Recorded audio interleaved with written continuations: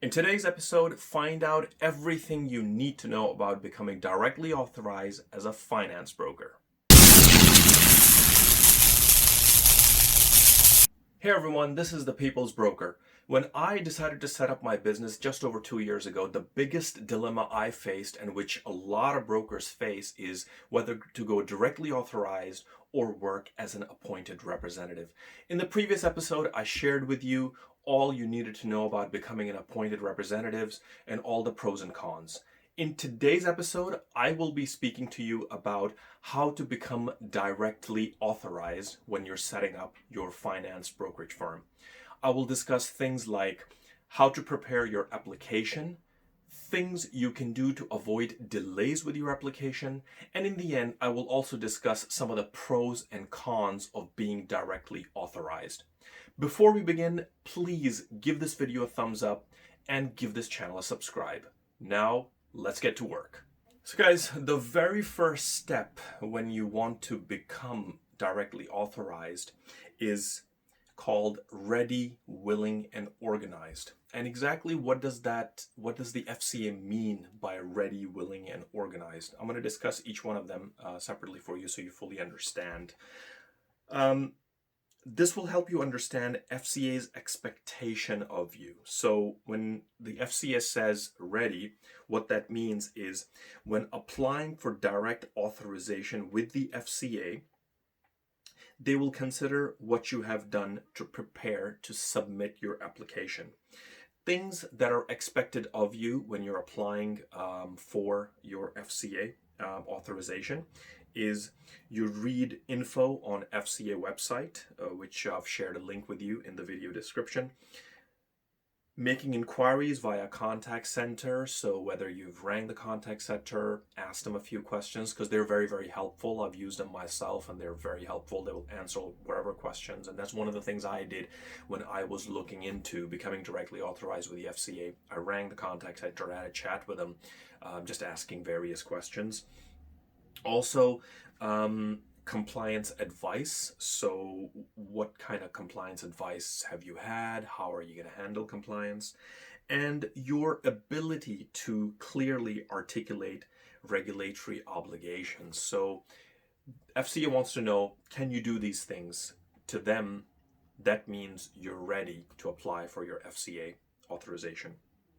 The next is willing. What willing means is FCA also considers an applicant's attitude during the authorization process. So that's one of the key things they also look at when you're applying for your authorization. So some of the things they look at is you're open and honest, and that's with any information you're providing. You're proactive in giving information to the FCA. Also, you demonstrate you understand your regulatory duties, and your availability and timescales in dealing with queries about your application. So what the FCA is expecting is when they want you to submit the application, you submit the application in a timely manner. When there's a query or an inquiry, when they come back to you with a question or whatnot, you respond straight away. So it shows to them the type of person you are and how they will look at your application for the authorization. Number 3 is organized. So make sure you have all the required documents ready and that you made arrangements to comply with regulations. And some of the things they want to know when you're applying is, why did you apply for the FCA authorization? It's one of the key questions they ask. What's outstanding which may stop you from carrying out activities you're applying for?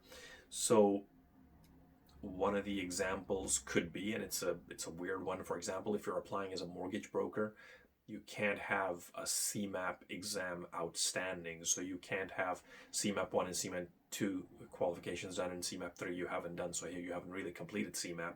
So that's one of the things. It's just a very, very weird organization. I don't know why would someone do that, go apply for FCA authorization without even passing, say, their FCA as an example.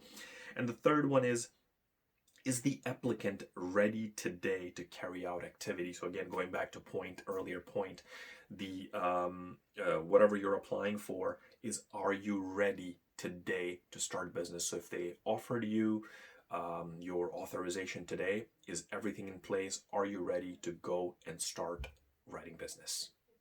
Step two is also a very, very important one. It's about which permissions are you applying for.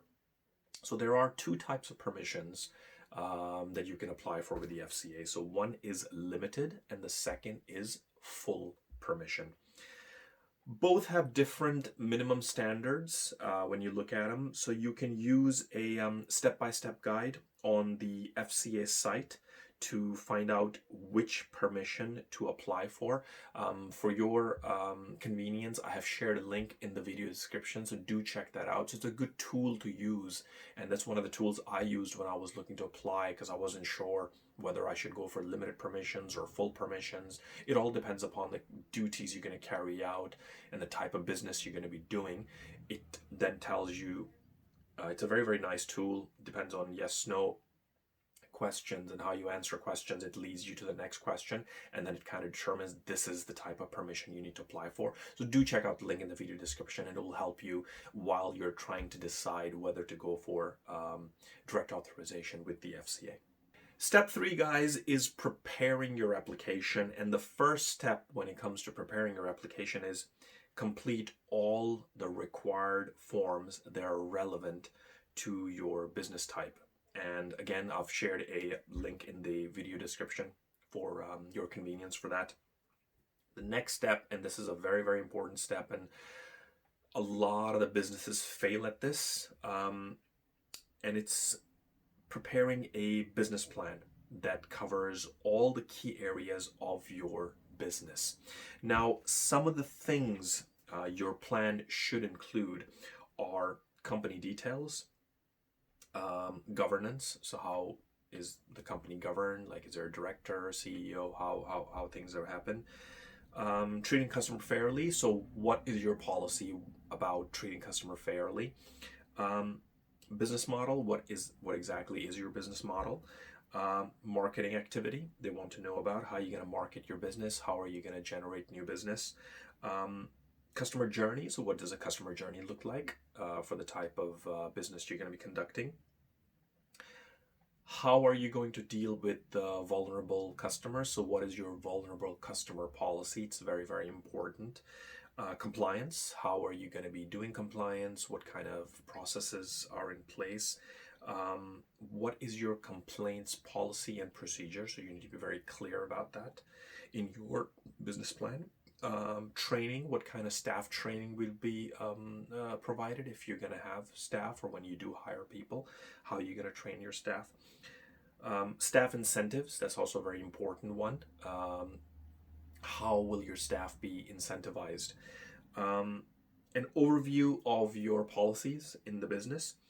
In addition, as a broker, your business plan should also cover details of types of products you're going to be selling, fees you're going to be charging, relationship with your lenders, also suitability assessment on customers. How are you going to carry that out?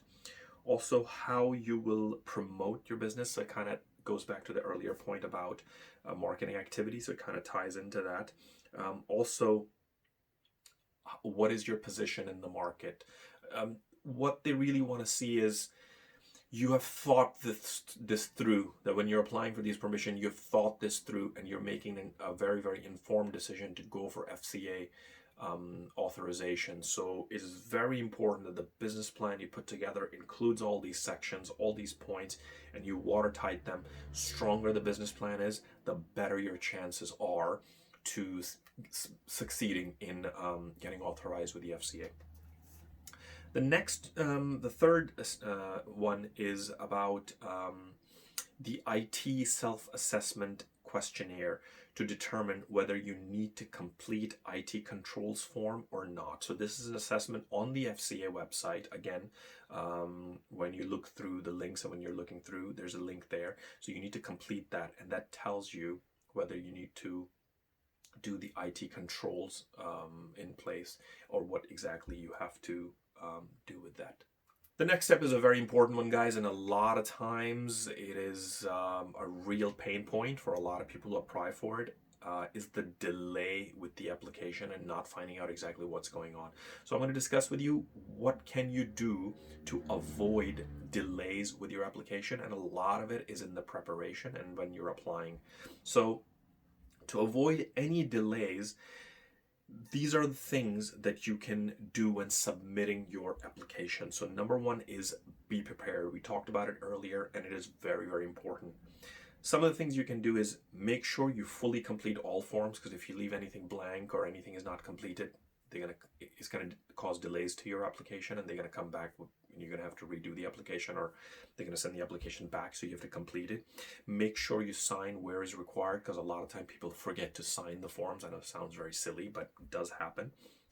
Make sure the technology and the systems you will use to carry out the regulated activities are in place, and you can provide the evidence of it. So if you're, whatever system you're using, obviously your company emails are set up, any other CRMs or anything like that that is essential for your business, make sure those systems are in place.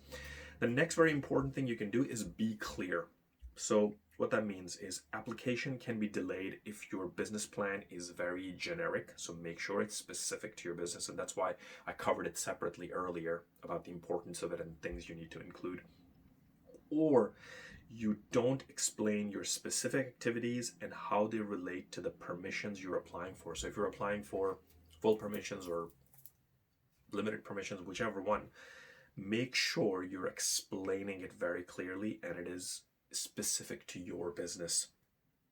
Also, you need to be clearly explaining how and why individuals in key roles in your business were selected based on qualification and their experience. So again, that's very, very important. So say, for example, if you hired a mortgage broker, obviously, why did you select them? Okay, they had a CMAP, they worked as a mortgage broker for 5 years or 3 years or whatever years, just as an example, or any other role within the business. How, or as a business development manager, how did you decide to choose this person and why did you decide to choose them? The third thing you can do to avoid any delays with your application is being compliant. And what that means is identify any conflicts of interest and how you will address them and mitigate them, because that can happen. Be open and cooperative with the FCA and respond within required timescales. We spoke about that earlier. It is very important. So when a query comes in, and a lot of time it does, make sure we respond straight away. Don't delay it. Don't just sleep on it for a week, 2 weeks, because it does not look good. It shows to the FCA you have no urgency for this authorization, and you're not taking it very seriously. The third point is that your application should explain the compliance arrangements in place you have, or you will be putting them in place to meet your business's ongoing regulatory obligations. So it just depends how you're going to carry out your compliance, depending on, again, your permissions, audits, things like that. Are you hiring someone externally to carry out these checks for you or do like regular audits? So it's very important you include that when you're applying, and this will help you avoid delays with your application. With everything, there are pros and cons, so let's talk about some of the pros and cons of becoming directly authorized. Now, firstly, I'm going to speak about the pros. So some of the pros are, number one, you are not answerable to a network. So you're always your own boss, but when you're an appointed representative, which we covered in the previous video, you are answerable to the network because they're taking your responsibility. When you are directly authorized with the FCA, your relationship is direct with the FCA. You're answerable for your own actions. You keep 100% of the income. So as with networks, we saw in the previous video, networks keep a share of your procuration fee or proc fees, sometimes your broker fee as well. When you're directly authorized, you don't share your commission or broker fees with anybody. You get 100% of the income. You deal with lenders directly and you build relationships directly with the lender. You get paid faster. So as we've seen with when you power a network, or if you're using a mortgage club or whatever, the payment has to go through them, and then that can cause a delay, and again can have an impact on your cash flow. When you're directly authorized, you get paid directly from the lender. No middleman there, and you don't have to give data access to someone else. So again, as we saw last time when I discussed, when you're with a network, you have to give them access for their checks and audits, and give access to your staff and premises. When directly authorized, you don't have to do all those things. Looking at the cons, application can take 6 months to a year. So again, compared to being a AR, becoming directly authorized, application can take a bit longer. The time spent in preparing your application with structured plans, procedures, other info about systems in place. So again, it can take you a bit of time preparing your application and when applying. So again, it's all about preparation. So the more time you can spend on preparation, the easier the rest of the journey is. But again, that's one of the cons which a lot of brokers don't like doing. If you want to start trading straight away or something, they will go the AR route, and they don't go down the directly authorization route because of the time it takes to apply for your FCA direct authorization. Ongoing due diligence. So again, you're responsible for it. No one's going to watch over you or anything like that. You are responsible for that. Ongoing personal development. Again, you're responsible for it.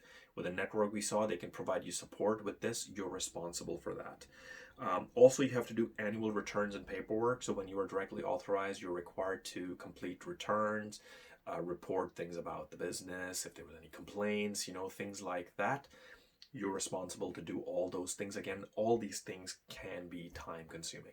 So guys, hope you found this video helpful, and it has now helped you when making a decision whether to become directly authorized or go down the AR route, as we discussed in the previous video. Please do give this video a thumbs up. Give this channel a subscribe so you don't miss any future content. Also, leave me your comments with topic suggestions of things you'd like me to talk about in the future.